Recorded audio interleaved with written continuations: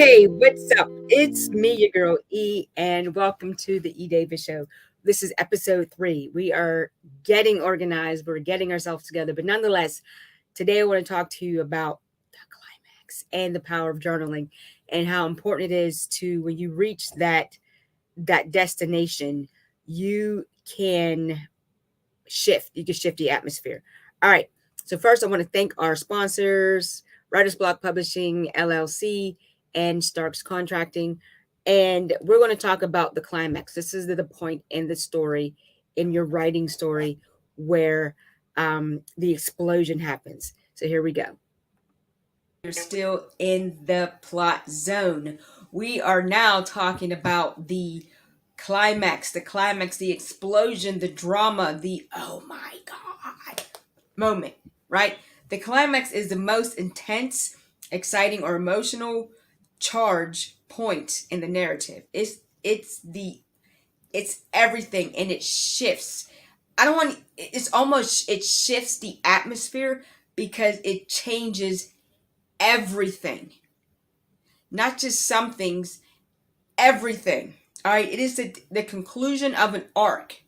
All right, so we all understand what the character arc is. If not, we will get to that. But in which the reader sees the main character make a decision and face obstacles that define who they are and what they stand for. Okay, so as we read your characters and understood them based on the background information we talked about in the exposition, remember the very beginning, and we see how they go through situations that lead up to the climax that we discussed in the rising action.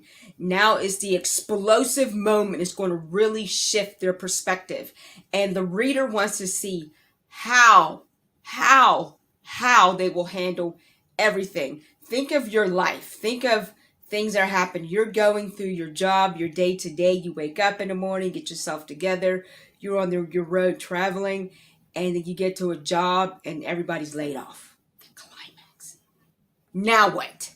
Now what? It could be where you're walking down the street and you see a car explodes.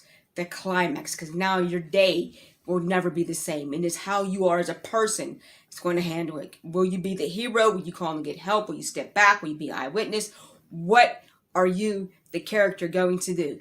That is the climax. The climax also allows the story to build to increasingly the resolution or tragic ending. Sometimes it may end in tragedy. Remember Romeo and Juliet? We was right there. The rising action. Juliet had to marry somebody else, and she's like, "I'm not doing that." So she pretended to drink poison, and Romeo didn't get the proper information. When he gets to the church and he sees his beloved Juliet dead, he now actually drinks poison.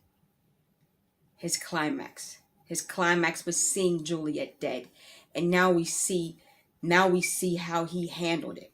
Now, we're going to talk about the falling action and the conclusion later, but you guys know what it is. This is the plot zone, and this is the climax.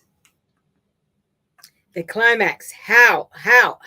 Again, we can see how your character will shift. With character development, we know that once the climax happens in a story, your protagonists need to shift their thinking, their mindset, because the protagonist grows. The protagonist has to move from where they were in the beginning. Okay. The antagonist does not necessarily have to change. That's why they're anti, but the protagonist does. And the reader's going to see how they will shift and make the necessary changes they do because of the drama that just now unfolded. Okay. And speaking of climax, we all know this is my best-selling novel, Flaming Blue, and the main character, her name is River Daniels, and she's a sole investor in her uncle's nightclub that's being built by her ex-boyfriend. And as we discussed the rising action a week before, or a few weeks back, we see the leading up to really what's going on between River and the ex-boyfriend. And even though it was 15 years ago, we're like, well, why are you so mad? Okay. A lot of unresolved issues. One of the things I like about this book because it forces someone to dig deep and pull out the root that's keeping them from growing. All right. This also there was mental health, mental. I don't want to say mental illness because she doesn't have a mental illness. It's just the fact that there's a level of depression, there's a level of anxiety, and we all wrestle with that. But how do you come out of that is so important. You have to identify these triggers and these traumas. So what I'm going to do is I'm going to read you the climax from my best-selling novel, Flaming Blue. All right, here we go. The scent of steaks and baked potatoes. The scent, this oh, excuse me.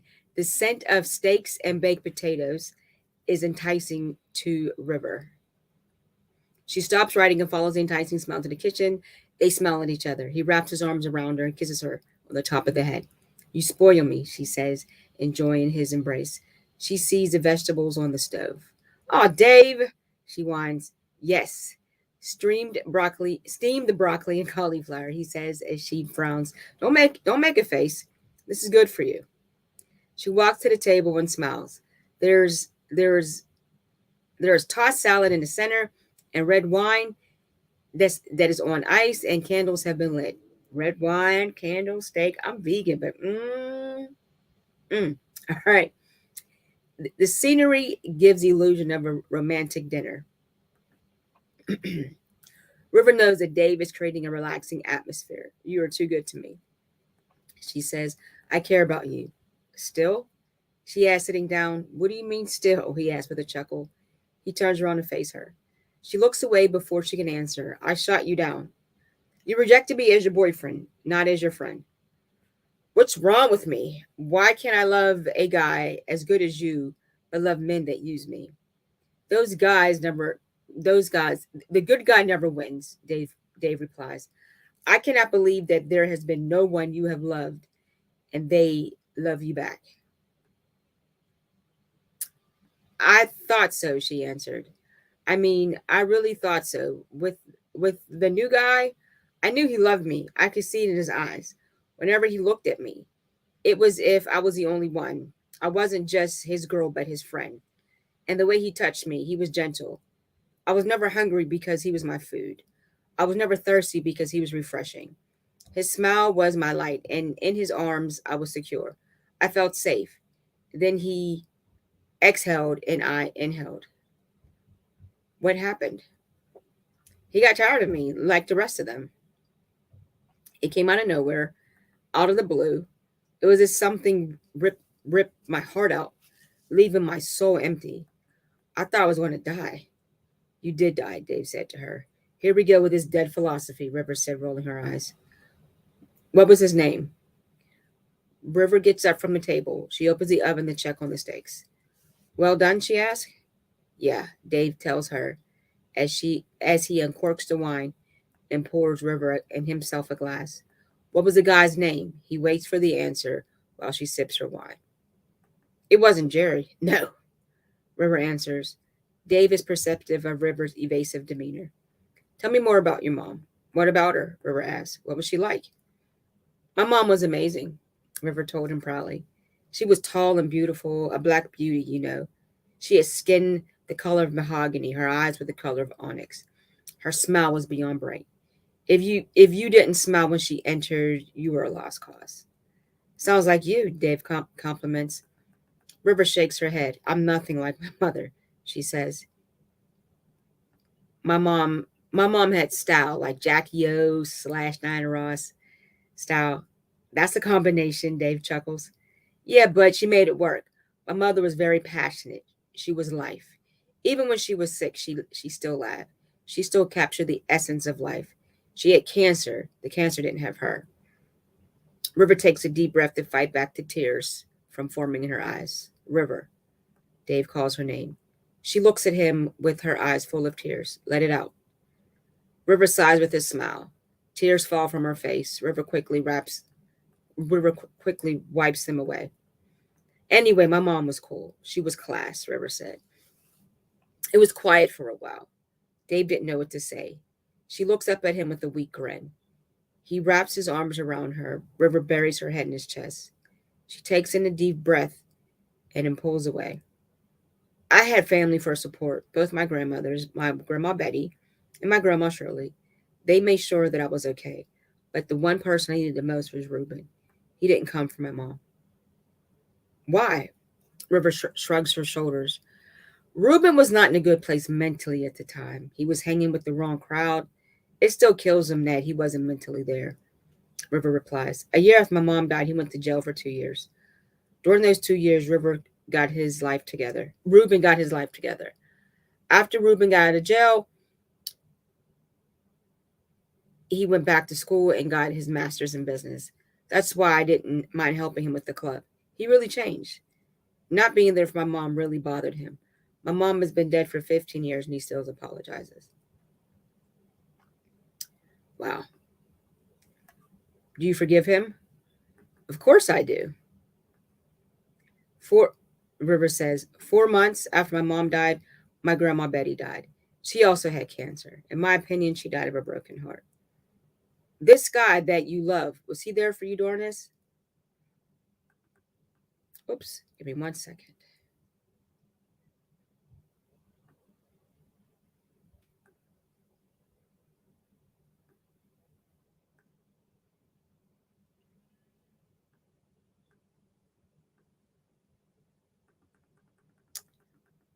The guy that you love, was he there for you during all this?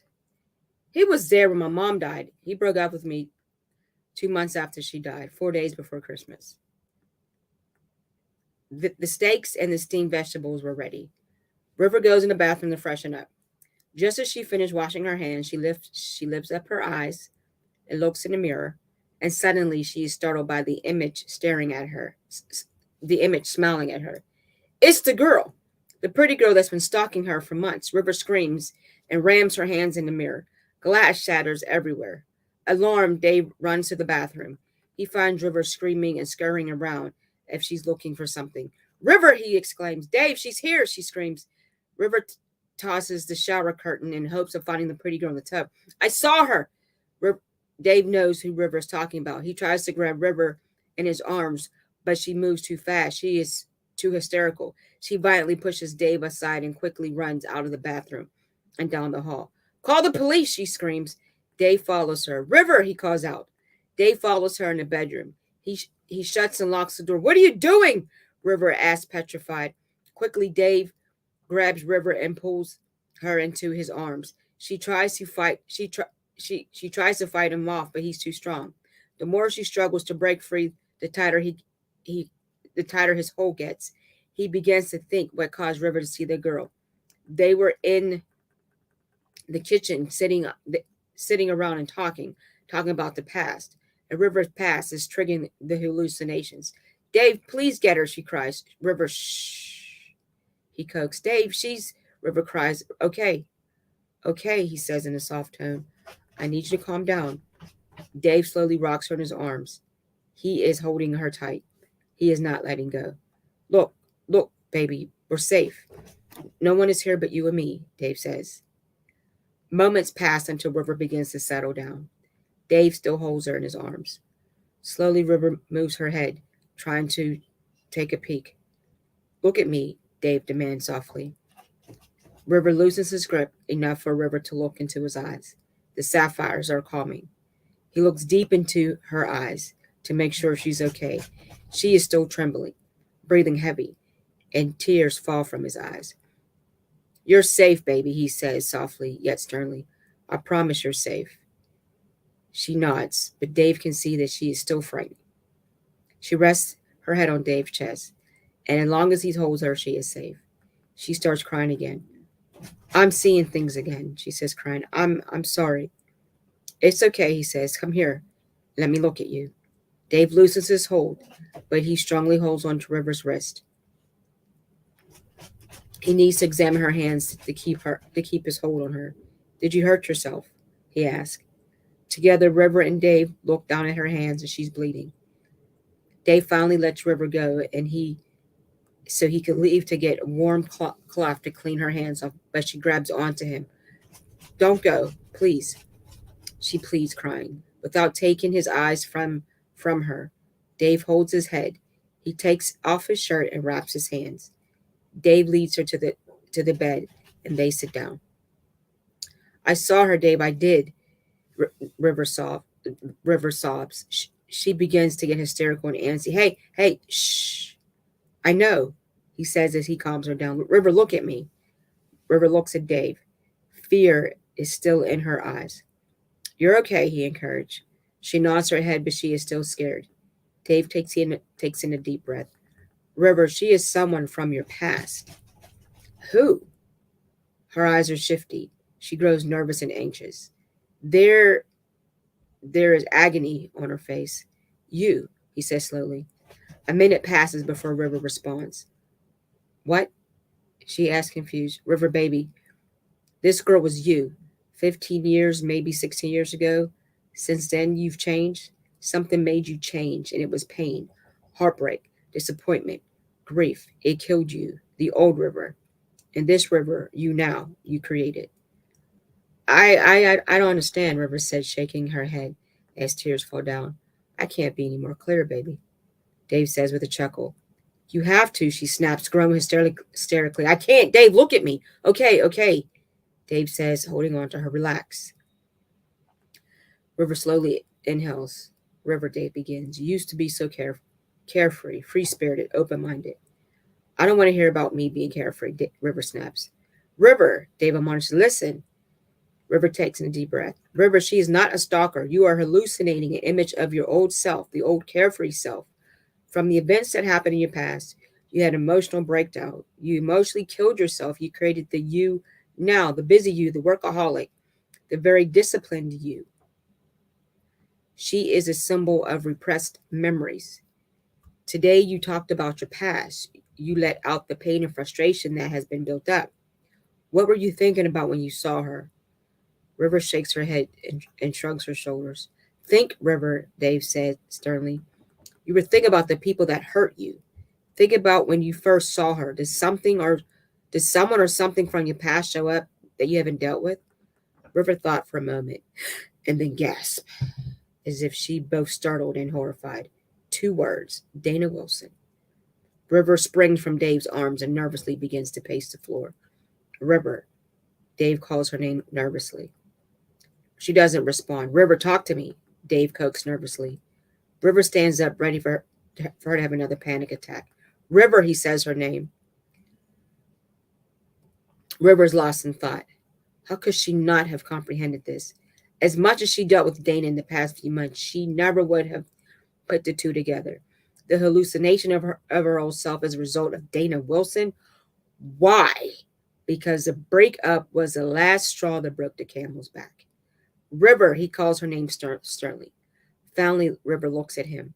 His sapphire colored eyes relaxed her. I can't believe I didn't know who she was. Who I was, she says. What do I do now? Resolve whatever issues that you have. River looks away. Go talk to Dana? No way, she thinks to herself. She looks at her hands. They are still wrapped in Dave's shirt. She looks at Dave.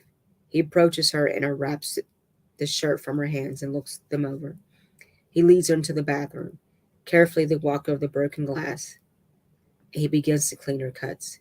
He runs water over them and then cleans them with peroxide. These cuts are not deep. We'll wrap your hands tonight and check them in the morning. I can clean up the mess, she says to him. Don't worry about it. He tells her with a smile and crosses her face. Let's just eat dinner. River shakes her head. I'm hungry. I'm not hungry. You're eating, he says sternly. Go sit at the table and wait for me. Okay, so now we understand what the climax is because River has reached a pinnacle where now she understands a lot that has been going on up to this point. Um, she'd been having a lot of triggers and did not know that she thought her triggers were types of hallucination. And now she has realized that they were just triggers. Now she has to deal with what's causing these triggers. That's the climax. So will she deal with these triggers? Will she not? Only one can tell. Flaming Blue is available on Amazon. And I'm a firm believer in journaling, right? Journaling is very cathartic. We all read how even Tyler Perry started by journaling, And then he turned his journal entries into a place, and now he's a billionaire. All right, Oprah is a big journaler. We have the gratitude journals, the daily devotionals. So I'm going to share with you my journaling story. And I hope it does inspire you, because when you don't get these things out, it's easy to talk to somebody, but you may not have that person to talk to. You can call your phone, hey girl, hey guy, and nobody's there to help you. All right, so we're going to talk about journaling. Girl E, and today I want to talk to you about the power of journaling. Now, we have listened and heard how important journaling is from Oprah to other writers. We have seen gratitude journals, dream journals, daily devotional journals, journal.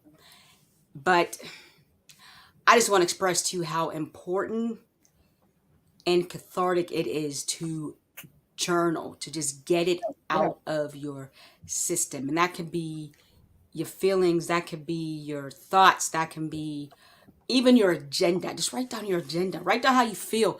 Gotta pick up the grandkids today. That's okay. Get it out. So just get it out. Get it out. Get it out. Okay. And I just want to talk to you that it's just extremely important. Now, I personally am, because I'm a writer, I write everything. I'm always writing. I like the way letters look. I like the way pens. A true writer has a pen. When they get that pen flowing, and it makes the story flow. Maybe this me, but it is what it is. But I'm also a journaler. I've been journaling since I was a little girl. I've always had a journal. My little brother sometimes will sneak and read my journals, and that stuff. But I have a journal for almost everything in my life. Do I take the time every single day to chronicle in my journal? No. But when I'm feeling some kind of way or something happens to me, good, bad, I have to just write about it. So I'm going to share with you my journals and even my story, my history with journaling. So the first journal I'm going to show to you is my dream journal. It's just a regular journal I got off of Amazon. I got a stack, right? Okay, so my mom had the gift of dreams, and her dreams were prophetic, whether it was for her or for someone else. And I inherited the gift of dreams. It kind of makes me think of, remember Eve's Bayou, and the little girl would have the hands, and her auntie had the same gift. All right, so what I do is when I have a dream that I feel that God is giving me, that's stirring up in my system, I write it down. And then I call one of my spiritual moms, or I call my pastor, and I tell them about this dream. Like, this is what I had in a dream. And they tell me if it's for me, that God is trying to show me something, or I need to kind of level up a little bit or kind of level down, or if it's a prophetic dream for me or someone else. All right, and I'm going to show you just how I kind of do it. So again, my lighting, as you can see, I have dream written right there, right? See that? Zoom in. Okay, and then I write it down. I write down everything that's in a dream. All right, and then I have the interpretation. Okay, and I even put the date. The date is important because if it's a prophetic dream, the date may have a factor, because it may be in this amount of time, in 3 months time, or 2 years time. Also, if it's really heavy information, I write it down in red, the interpretation in red, because that's something's like, whoa. Okay, do I have a dream every night? No. Are all my dreams prophetic? No. It could be because I ate something I shouldn't have no business doing right before bed. We all know that story. But it's important to write this down, because it kind of keeps me in alignment with the Holy Spirit. It kind of helps me to tap into the spiritual realm, so I can really see what God is trying to say to me. And it opens up my ears and my heart and my mind, so I can be very receptive, especially if it's some type of correction for me. I need to, again, level up, or maybe even level down. All right, the next is my personal journal. And I like this because it has like a tree, and it's really soft and like velvety or whatever. All right, and this is my personal journal. This is the Dear Diary journal. My boss got on my nerves type journal. What I like to do with this journal is I write down everything that I'm feeling, Check it out. Everything that I'm feeling. All right. I even write down some of the, new ideas that I might be having as far as writing.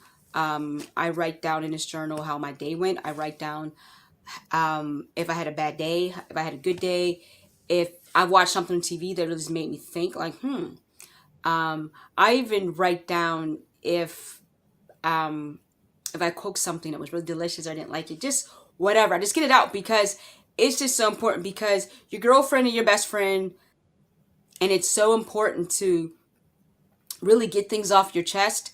So journaling is extremely, extremely encouraged. And I even write down things I'm grateful for. And again, it's not just the money, the cars, the house. It could be an example. When it storms, I'm not talking about just cute little rain, but I'm talking about the thunder clapping, lightning flickering, heavy downpour storms. My dog, Sassy the Shih Tzu, goes bananas. She's panting like heavy, she's shaking, and my husband and our daughter have to rally around her and literally hold her until the rain settles, till the storm passes. Now, this could be extremely annoying because it's like, oh my gosh, you know what I mean? We've given her calming treats. We have an anxiety jacket. We do whatever we can, but sometimes it doesn't help. And it's really annoying when it happens in the middle of the night because nobody's getting any sleep. Okay, so, and in Pittsburgh weather, you never know. When we have a good day, no heavy downpour day, no heavy rain day, I will honestly say I journal that because I've actually got some rest. I actually got some sleep. It was a quiet day. I'm grateful for that because we all know how valuable getting rest is. We're big people are big believers in self-care. We know how much value it is to just have a calm atmosphere, and it is what it is. So I journal that. All right. Next is, this is a journal that I use for I publish just with Writer's Block Publishing. It is a Bible-esque journal. I use this for my Sunday morning messages when the preacher is preaching. If there is something that I feel that God is speaking to me about during a message, I write it down. I even go back over it after Sunday service, maybe Monday, Tuesday. I look back over my notes. Did I get everything? Did I receive everything? I even write down if the man or woman of God spoke prophetically to me, because then I can meditate on that. All right. And again, this is just, again, me writing out my thoughts, how I felt about Sunday service. Okay. How I felt about the message. And again, it's always enlightening, it's always, positive, it's always an encouragement to do better, to be better. But again, I may be in my feelings that day and may not want to hear it. So I'm going to write it down. And I may be like, yes, preach the word, teach the word. And I'm very excited. I have this zeal. I write it down. All right. Next is my daily daily devotion, that when I study my scriptures. Those that know me know I'm a big Tony Evans fan. I love Tony Evans. And I go on his website every morning. I listen to his message, and it gets my... So what I do with my Tony Evans is, the beginning of the year, I'm going to have to get a new one because he was preaching. Okay, so I'm going to get a new one. And what I do is, he does a lot of series. So I write down a series with my tabs. Get the tabs from any Office Max store, Amazon, whatever. And I journal it. I write down the title. I write down the message. I write down what's being said, the scripture. I write down a theme, whatever. Again, it's my devotional time. Now, this is more than just a spiritual enlightenment. This is just, again, getting it out of your system, getting that, because you may not always get that. Speaking to somebody, calling up your girlfriend, calling up your boyfriend, calling up whomever, your best friend, your grandmother, your grandfather, your mom, dad. They may not be available to talk to. They may not be available to get some advice. And this is how I communicate. Now, I do have my besties. I can call them, like, girl, what you doing? Oh my gosh, as you hear that, girl, let me tell you about this week. I vent to Greg's ear all the time. He's just like, give me a break. I drive my daughter crazy sometimes, but it's just the point that sometimes just writing out your thoughts, your secret prayers, in a journal, that just helps you heal. Is getting it out mentally and of course emotionally, and then you can kind of reflect on what had happened, what you shared. All right, next, another book that was published with Writer's Block Publishing LLC is the Take It to the Throne journal. And this is a bona fide prayer journal. And I was inspired by a woman named Mary, and she said that she used her journals just to pray. She uses her journals just to pray. And because when she's on her knees, she can get distracted or fall asleep. We all been there. So she writes out, and she's been journaling for over 20 years. So she has over 20 journals. And I was just beyond motivated because, again, I like to encourage anyone to just tell their story, write it out. If it means putting it all in a journal and then going back over it and whatever, then that's what we need to do. All right. So I have, of course, this is what it is. Check it out. This is a synopsis or forward, I will say, I'm sorry, a forward by my spiritual mom. Her name is Sharon Cordes. And these are the instructions of the journal, how you do it. Again, there's no real instructions. It's how you're led. But if you just need a little bit of point A, point B type deal, right here for you. And this is it. I write down my prayers. Okay? Even things that kind of matter to me. Somebody gave me a prayer shawl. I kind of thought it was really cool. Kept that in there. Greg kind of left me a little note and put love you in his little name in the G. He made eyes with it. I thought that was really cool. Again, this is a prayer journal. I write my prayers, and God does answer prayers. A scripture reference because he will honor his word. So this is why I call it Take It to the Throne. Take it directly to him. So the power of journaling is cathartic. It's healing. It can help you deal with all the emotional, mental issues. All right, guys, have a great day. And remember, I love you. Okay, journaling. So again, I personally, as mentioned in the video, I journal everything. Today was a very challenging day, but nonetheless, I'm going to get it out, get my frustrations out. Because here's the thing: I don't want to fuss at my husband. I don't want to fuss at my daughter. I don't want to fuss at my friends. I don't want to be a sounding board. And then sometimes they're just not trying to hear it. I'm just gonna keep it real. Sometimes your friends just need to. They had a long day themselves, and even though they're your friends, they're your besties. It is a nice way not to just call them up and say, just bring on more energy that they really don't need. Journal it out. And then if it's time for that girl talk, that Saturday morning chat at your local restaurant, or that Saturday evening chat, or, cocktails, it's like, girl, what a week. That's when you can talk about it because now it's out of your system. You can kind of relate to one another. But that's me. Because so you guys know I'm going to be journaling tonight.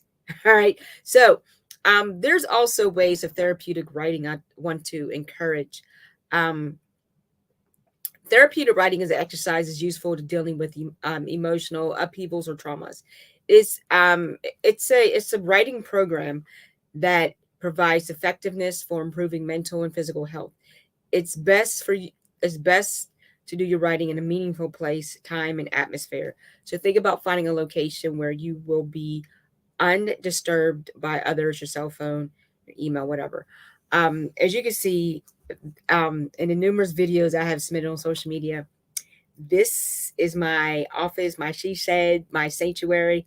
I call it the Phoenix Lounge. This is the writing room. This is whatever I needed to be at the time. When the door is shut, nobody bothers me. They know that I'm working. I'm either writing or praying or just need a minute. You know what I mean? So this is you need a writing location. It is important to think about your writing topic, what your writing topic will be. You might pick an emotional, upsetting event that is bothering you. If you faced a massive trauma, it is best not to write about it for several weeks afterwards. So, I tell you what, I could share a personal story. Just this past December, one of my oldest and dearest friends just suddenly died. It literally has broken my heart. It broke my heart. When I found out, it broke my heart. It was right before Christmas. Christmas was not the same. She has a daughter who is my goddaughter, and it literally killed me. But I did not journal that for a few weeks. In fact, it was maybe even after her funeral that I was able to just take the time to write about everything I was feeling. You know what I mean? Of course, nothing was left unsaid between us. We both knew that we loved each other. We definitely kept in touch. But when you grew up with somebody and had that sister like relationship, it was definitely traumatic. So when you're writing about some type of trauma, just take a few days or a week. You have to regroup. You have to get your mind clear and you have to regroup and then write because you can write about what you're feeling then and what you're feeling now. All right. Um, if you have, let me see. Next thing, trust where your writing takes you. You have to trust the process. It's a process. You have to trust the process. You might start writing about a traumatic experience and find yourself writing something very different. Um, in my experience, when I started writing about the loss of my dear friend, I wrote about the experience, but then next thing you know, I started remembering the laughs that we had, some of the funniest moments growing up. So it took me into a happy place, just those memories. During your writing, you are encouraged to explore your deepest emotions and thoughts about this difficult life experience. I am now experiencing a life of without my bestie. Um, that's going to be challenging. I had a birthday, and I'm so used to having her put a shout out for me on Facebook, and that was something different. Her birthday is coming up in September, and that's going to be a challenge. And I'm sending her a birthday text. So I'm going to write about how I feel about that. I'm going to write how I wrote how I felt about my past birthday and not seeing her post or send me a text or a phone call. That's okay. And if you cry while you're writing, then your pages are just wet with tears. Do not withhold the emotion. Just keep on writing. Um, During your writing, you are encouraged to explore the deepest emotions and thoughts about this life experience as you write about this topic. You may tie it into relationships with others. You may relate to it with your past, present, or future, or you may connect with it with whom it may be been. You would like to be who you are. All right, so first things first, write a topic. Okay. Writing a topic is going to um, help you with, I don't want to use the word theme, but this is a topic. The topic for me was, it was the death of my, saying goodbye to my best friend. So that is my topic. All right. And writing a topic about the same event all 4 days or different events each day, what you choose to write about should be something that is extremely personal and important to you. Okay. So this is extremely personal and important. And so I had to write this topic, length and frequency. All right. The length and frequency is important because you want to write for about 15 to 20 minutes each day for a few days. It's suggested 4 consecutive days. It can be more effective than writing 4 days over the course of several weeks. If you take this time, these few days to write it out, you're getting it out instead of dragging it out. And that's almost like dragging out your emotions from month to month to month to month, dragging the state of, I don't want to say sorrow, depression, or emotion, but whatever the emotion is, you don't want to drag it out for weeks or months. You want to get it out for a couple days. All right. Writing continuously. Okay, that's the next step. Writing continually, once again, once you begin writing continuously without stopping. Don't worry about spelling or grammar. If you run out of things to say, simply repeat what you've already written. Keep writing about the topic until time is up. Um, Spelling and grammar, a lot of people think that when they're writing, everything has to be on point. I've made it very clear that the first step to writing is to rewrite, and the first step to writing is to write, and the second step is to rewrite. And again, if you're going to take this and make it to a book, just don't worry about all the mechanics right now. Just get your thoughts out, okay? And do it continuously. Don't worry about saying the same thing. Don't worry about being redundant because this is really the first draft. This is your emotions. You have to just write, write, write, write. Okay.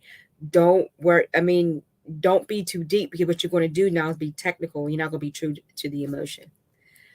Um, Write for only yourself. Again, this is strictly for you and your emotion and your emotional healing. Toni Morrison said that if there was a book that she wanted to read, she needed to write it herself. That's where it inspired her to write The Bluest Eyes. So when you're writing for yourself, this is not for if you want to share it with your friends and family, so be it. But you have to be unapologetically, because you're writing for yourself. This is to get that energy out of you and onto the paper. Okay. Writing for yourself, you're writing for yourself and no one else. After completing the expressive writing exercise, you may want to destroy or hide what you have written. Remember, this writing can be only seen for your eyes. So, again, you could write a letter to someone about, say, how they made you feel. You just had a bad experience, and just put it in a drawer. You can put it in a book, or you can just burn it up. Just, again, just to get that out, off your chest. All right. What to expect. All right, what to expect. Um, I kind of like that because it's common for people to feel somewhat saddened or depressed after writing, especially on the first day or two. Know that this is completely normal if it happens to you. Typically, the feeling usually lasts for just a few minutes or just a few hours. It's a good idea to plan some time to yourself after your writing session, to reflect on the issues that you've been writing about and support yourself in any emotion comes up. I'm a firm believer in letting your emotions ride, especially when it comes to death, death of a loved one. I always encourage someone, do not tell me how to mourn. Okay. Do not tell me um, how long I should be mourning, how long I should be in this situation, because it is a process. So when you're writing, you may feel something after you write for a day, for a couple hours, for a few minutes, hours, or even a day. But that is normal. That is to be expected, because you just poured out so much energy onto the paper. So you could be exhausted. You could be mentally drained. You could be emotionally, um, almost even emotionally scary. And that's okay. Again, that is okay because you are in a process. Okay, and that is that is part of the process. All right, considerations. Okay, considerations is writing about the same topic after a day or two, many days is not helpful. If after several sessions you feel you're not making progress, you might need to stop, contact a mental health practitioner. All right, so considerations. So after a while, you want to get over it. Okay, that sounds very cold and you know um but if you're not making any progress in this healing journey, you definitely need to see a counselor or psychiatrist.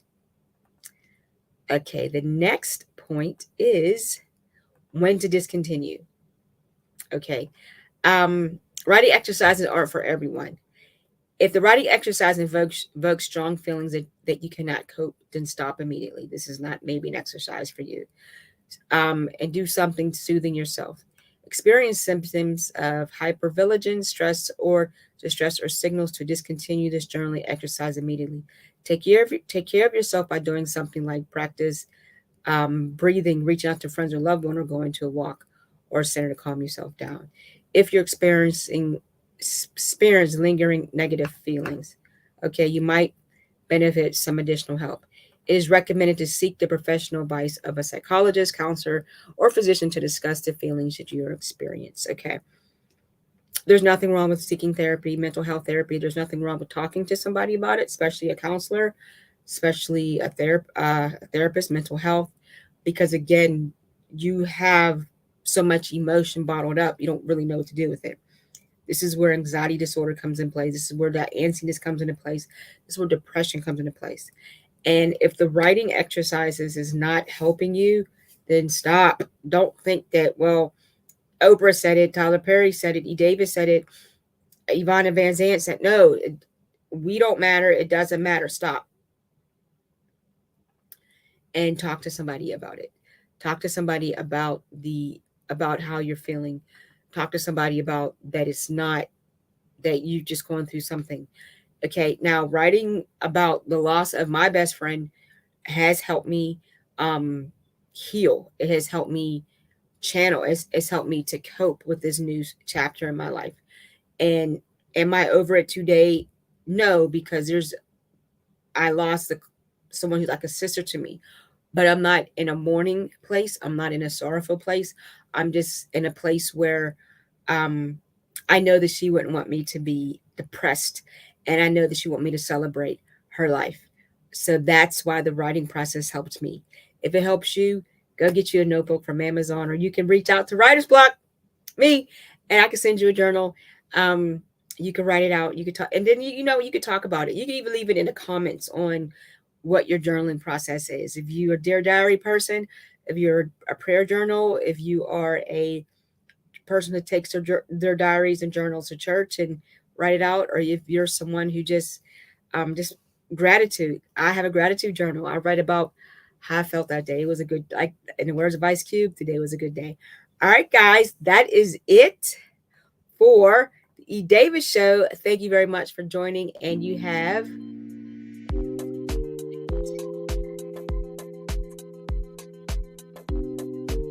But Writer's Block is sponsored. The E. Davis Show is sponsored by Writer's Block Publishing LLC and Starks Contracting. I love you more. 1029. Thank you, everyone. Have a great evening.